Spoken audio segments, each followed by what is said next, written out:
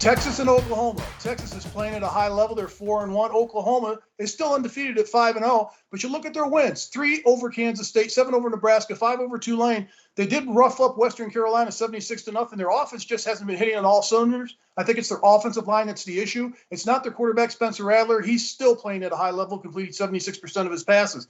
On the other side of the coin, Texas is led by a great running back in Bijan Robinson, had over 200 yards rushing last week. And for the season, he's second in the FBS with 652 yards rushing.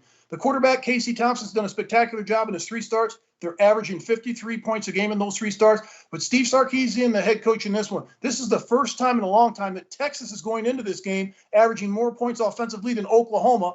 Oklahoma's the 3.5-point favorite. Coach, I'm going with Texas to win this game outright, 37-33. Well, I think that's a very good choice, Mark. Since the Arkansas game, Texas has been a completely different team. I agree with you about Robinson. I mean, you watch him play. It's not the yards that he's gained, but you look at how he gains them. I mean, he's physical, he's tough, he's got great breakaway speed. He has been absolutely outstanding.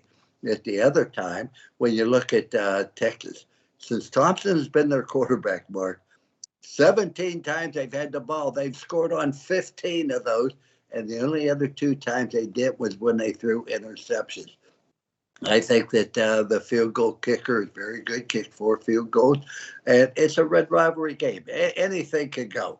But Oklahoma has been very, very disappointing. I think when you look at it, you mentioned the closeness of the game, but the difference, Mark, they're not an explosive football team. They don't have the great running back, the great receivers. They don't score in a minute and a half.